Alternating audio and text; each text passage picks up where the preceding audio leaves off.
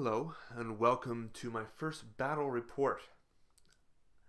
Um, we we often play. My wife and I play. Maybe every week or every other week.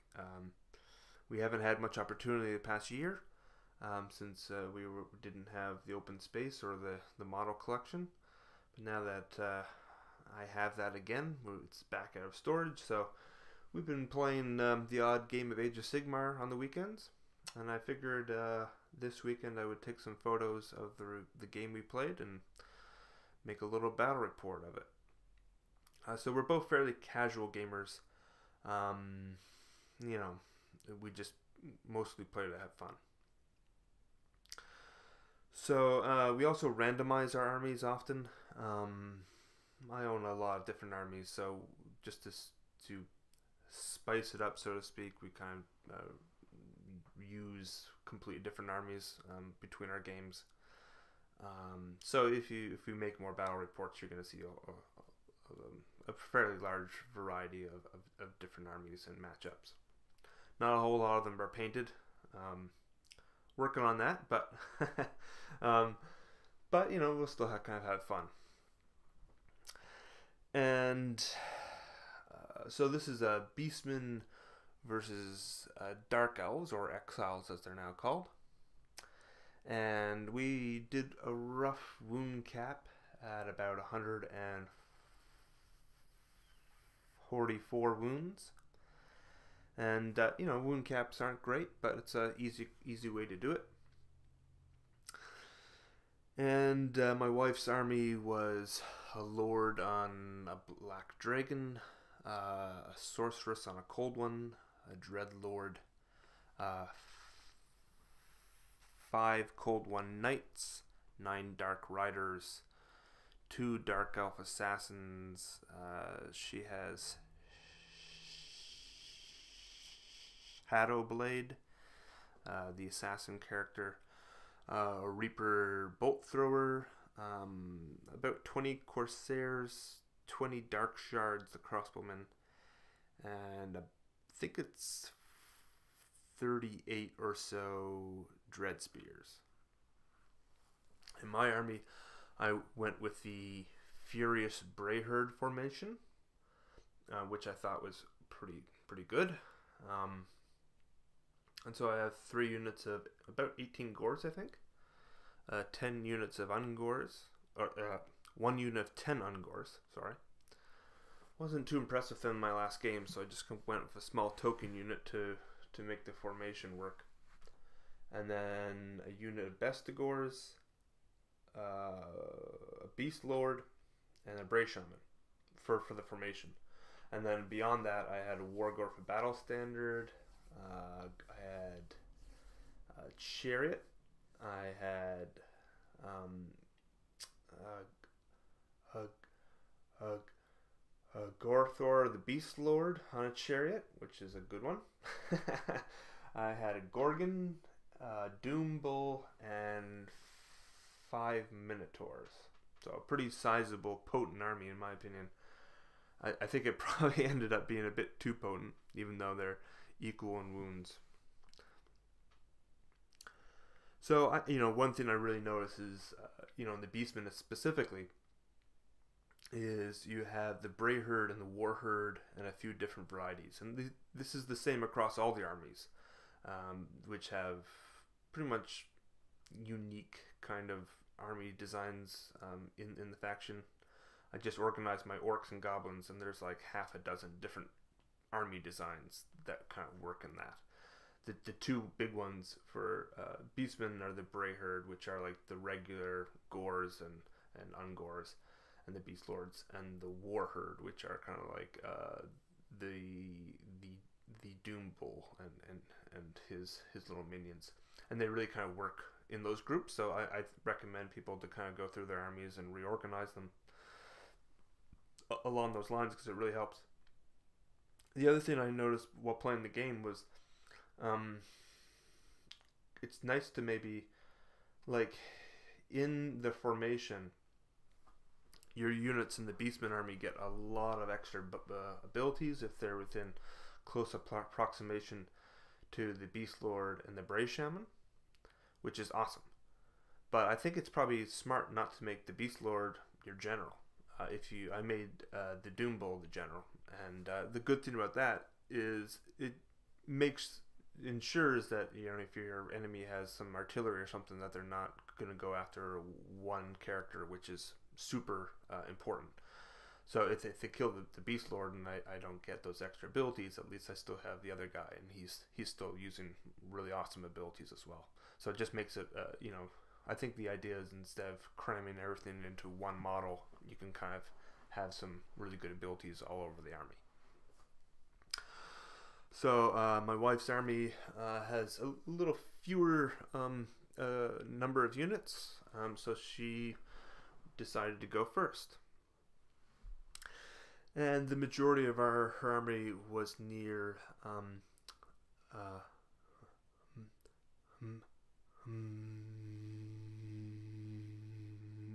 mystical terrain, and I think that terrain has some amazing advantages. You know, it's possible that units won't be able to move or anything like that if you roll 1, but otherwise, I mean, it's a huge advantage to be able to re-roll your wounds. So I think that's a really cool piece of terrain, and across her end of the board, pretty much all of it was that type. Stupid mystical. So during her hero phase, her general used the command ability "Do Not Disappoint Me" on the Dark Riders, and that grants them +1 to hit and immune to battle shock, providing he stays relatively close. It's kind of random. And her sorcerer casts Mystic Shield on the Dark Riders. Now, during the movement phase, the Corsairs tried to move up, and they only rolled a 1, and the Dark Riders moved within shooting range, and the Sorcerer and Cold Ones also advanced. Now, my wife's a fairly kind of aggressive player. She doesn't like to kind of just sit back, so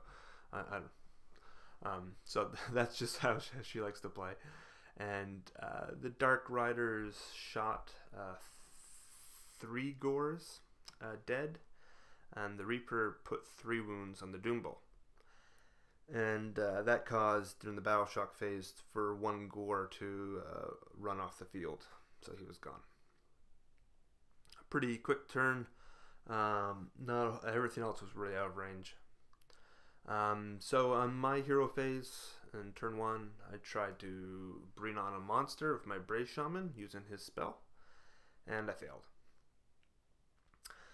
And, you know, the Bray Shaman, I wasn't really sure if I wanted him. I only really took him because of the formation. I mean, he has it's a nice ability and all. It's just, I don't know. Probably most of the time I wasn't too happy with the Bray Shaman, you know, playing my Beastmen in years before. That's not true. They've always been somewhat useful. But, you know, I find that like that spell is almost a little bit too powerful, but you know, if you're counting wounds, the Bray Shaman, you know, it's not amazing in close combat, so he is using up wounds. So if you bring on a monster, it's not, you know, in terms of the wound cap, it's not a massive deal. But one thing I definitely noticed, the formation, he's amazing, and this little added part about him that I didn't really know until the game started was that if you begin with 8 inches of him with any unit that's a Bray Herd, so pretty much any of the Gores, they move an extra 3 inches. So their movement's now 9 base.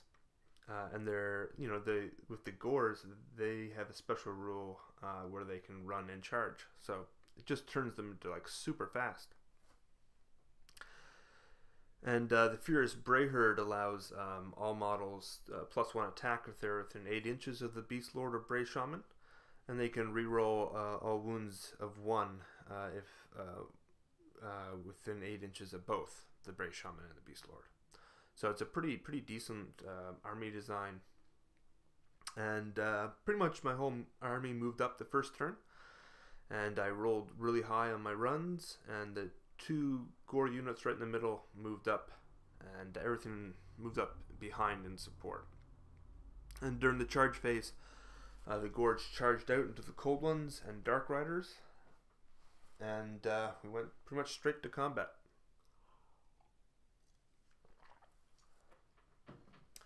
Now her assassin character popped out in the Dark Riders.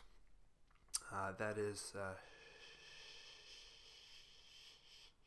Shadowblade. And I nominated the Gores to attack the Cold Ones.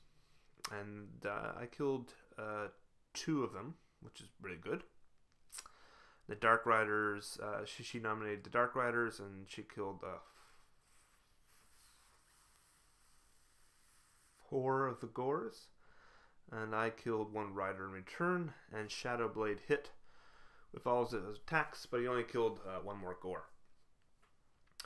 The Sorcerer and Dreadlord piled into the combat, and the Dreadlord killed another Gore. And during the battle shock,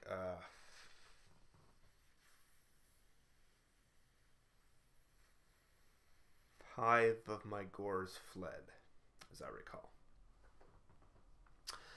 So this is round 2 began, and my wife rolled highest, so she got to go first, which was really good for her. And she used her Lord's Command ability, Do Not Disappoint Me, on the Dread Spears.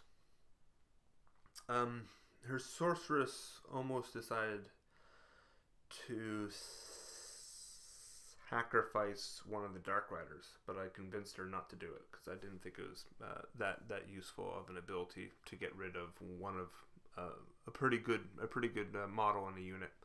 I think if it's like a regular Joe or something, maybe it's worth it, but if it's a really good unit, I definitely wouldn't do it. So then she cast Chill Wind on the Bestigors, and she cast it on a 10. So she rolled the 10 dice, and the way it works is for every roll of a 6, you cause a mortal wound. And she killed 1 Bestigor on those 10 dice, and we realized what a horrible spell that was. It's pretty bad. The Arcane Bolt has like a way better chance of doing mortal wounds. I'm not really sure why they added Chill Wind. I mean, technically you could roll a whole bunch of 6s, but that's just really rare, and the odds definitely probably support Arcane. So she moved up her army, and the Corsairs moved up, and the Dread Spears moved up to countercharge the Gores. And the Dark Shards unleashed a volley. They moved up and shot. And they killed like 7 or 8 Gores. So those things are nasty. And they get +1 to hit. I was thinking like if you could use the Lord's ability on those, they'd be hitting on like a 3+. Pretty darn good. And the Dark Riders decided to shoot out of combat at the Doom Bull. And they put 3 wounds on him. Let's see here. And the Reaper killed the Doom Bull. So my general was dead. Which is pretty good because he is a pretty nice command ability that really works with the other Minotaurs and the Gorgon. But so I lost that. But that's exactly what I mean. Like, you know, if she had targeted the Beast Lord and killed him, I would have lost much more if I had lost kind of both my general and also the Lord in the formation. And the Dragon used his breath on the Gore unit and did absolutely nothing. I think in general we were not really impressed with the Dragon and the Dark Elves. Just wasn't that powerful of a unit as you'd almost anticipate. So the Corsairs during the charge phase rolled really poorly, and they did not make it, and the Dread Spears charged the Bestigors and kind of went in behind. I think she wanted to kind of get rid of that unit or try to whittle it down before it kind of got in. And the Dread Spears attacked first, and since they number over 20 models, they have a +1 to hit. And because they had the command ability on them, that's another +1. So these guys were hitting on 2+. And there's a a ton of them. So she got something like 15 hits or something ridiculous. But she didn't really wound that many. She rolled absolutely horrible, wound 3 times or something. And I made all my armor saves. Just in general, over the course of the battle, I made a ton of armor saves. And most of the armor saves in Beastmen are pretty crappy. So I definitely had some luck on my side, and the Dark Elves have a ton of rerolls for armor saves and all that sort of stuff, and it didn't really work out for her. So one of her assassins appeared in the Corsairs, popped out at the beginning of the close combat phase, and I forget exactly what we were thinking about why that would be a smart idea. I think we were thinking if it was, we were thinking the Corsairs would be wiped out or something, and then she wouldn't get a chance to get the assassin. But anyways, my Gores killed 2 of the Dark Riders, and the Cold Ones killed the Gore in return. And I could not kill any of the Cold Ones or hurt them. Shadowblade killed 2 more Gores. The Bestigors killed 8 of the Dread Spears, which was pretty gross. The Bestigors are really good. The Dark Elf Sorceress piled into the Gores, but she couldn't wound any of them. The Beast Lord piled into the Dread Spears, and he killed 4. The Dark Riders killed 2 Gores in close combat. The Wargar charged in and killed 2, and for that, in order to get the reroll, I had to do this crazy ability, right, where you have to make this huge. I think it's before you roll, you have to have an angry kind of shout or war cry. So that's exactly what happened. So I did this amazing war cry and killed 2. And her Dread Lord on a dragon piled in and killed 1 Gore. Again, not too impressed. The Dark Elf characters don't have a huge amount of punch to them. And one thing we noticed, man, these close combats are really complicated. I mean, there's just so much stuff going on, and it's if you're dealing, this is a fairly large game, so at that level, you're dealing with 9 or 10 different combats going on. So in the Battle Shock phase, the Dread Spears, although they had taken 10 or 12 casualties, thankfully they were within range of the general, and because of that command ability, they didn't have to take a Battle Shock test.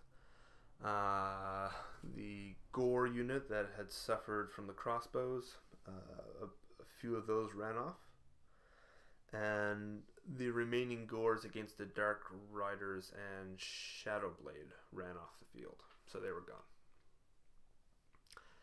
And then it was my turn, and this is the beginning of the end. So Gorthor the Beast Lord, he has an ability with his helmet that can either wound or heal a wound on a unit within 10 inches. So I decided to kill off a Corsair. The Wargore planted his battle standard in the ground, which gives everyone +1 to wound within, I think, 18 inches. Everyone in a Bray herd, which is all the Gores and beast and such. The Shaman tried to bring on a monster with his spell, and I rolled a 10. My wife tried to dispel, but she unfortunately rolled a 9. So I brought on what was it? The dreaded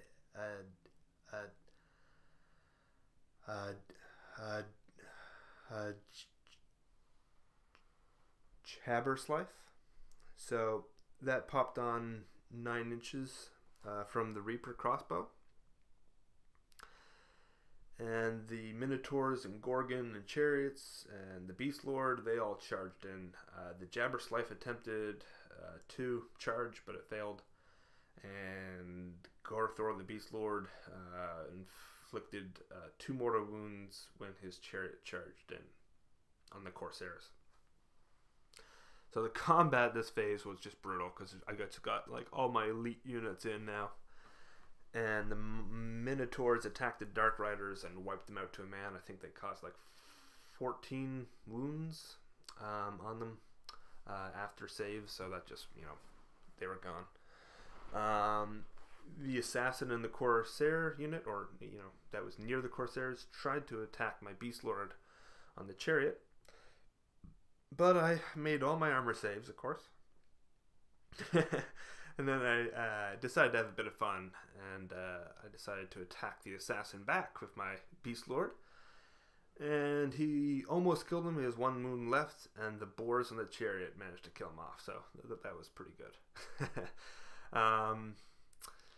And then Shadowblade caused 2 wounds on the Minotaurs. The Gorgon attacked. Oh my god, this was brutal. So the Gorgon has like an ability where when you're rolling the wound, if you roll a high roll, you get more attacks. And so I got 3 extra attacks, and they all wounded. Hit and wounded. And I think it was a -2. I don't know if the Corsairs really got an armor save or not. But it did 21 wounds on the Corsairs and just wiped out the unit in 1 round of combat. They didn't even get a chance to attack. Poor little guys.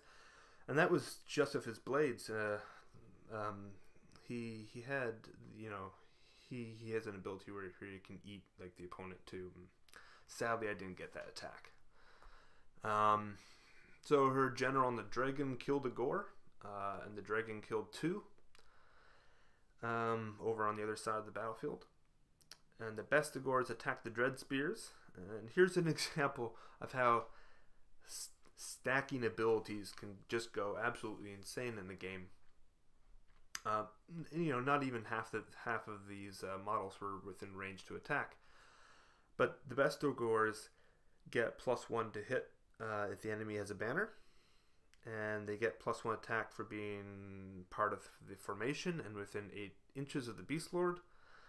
And because they are within 8 inches of the Shaman, they reroll failed wound rolls of 1. And because they are within range of the planted standard of the Wargore, they have +1 to wound. So the results are these Bestigors have 3 attacks that hit on 2+, wound on 2+, and have a reroll. And that's obviously pretty gross. So they killed 8 more Dread Spears. Those poor little guys. And the Sorceress attacked the Minotaurs and caused another wound, but couldn't kill one. The Beast Lord missed the attacks on the Dread Spears. And the Dread Spears put a wound on him in retaliation. The Gores on the Cold Ones killed 1 more knight, and the Dreadlord killed a Gore. See here. The Wargore killed another Dread Spear. The Shaman killed 3 Dread Spears. The Cold One killed 2 Gores. The Gores on the Dragon did no damage, but the Ungore caused a wound on her Lord. And the remaining Gores against the Cold Ones ran off due to battle shock. And now that the Dread Spears were not within range of their lord, they all ran off to battle shock as well. So we pretty much ended the game there. We had played a game last week, and my wife had played Bretonnians, and she had won. I called it in that one. It's kind of almost the same. I mean, she had a bunch of wizards in the last one. It's like the character models are really good for wound if you're counting wounds. That shouldn't be too much of a surprise. So what was left mostly on her side was her lord and a crossbowman, and they could have caused some damage, but my Gorgon was still unhurt, and I had a lot of potent stuff. The bottom line, we both had fun, and you both kind of learn a lot when you play these types of games, even if you lose. And even though it was only 2 turns, it lasted about 3 hours. I find that for all the initial complaints that the game was simplistic, I find these games are far more complex than certainly far more complex in close combat than probably people initially envisioned. There's a lot there that certainly I need to learn going forward. I think that there's a lot of ways in which you can push the ideas of the game beyond what people are currently doing. And people, 2 turns might seem pretty limited. I was certainly thinking initially that the games would go longer, but a lot happens in 2 turns, as you can see. Yeah, so we had a lot of fun, and hopefully you enjoyed the battle report. Have a good one.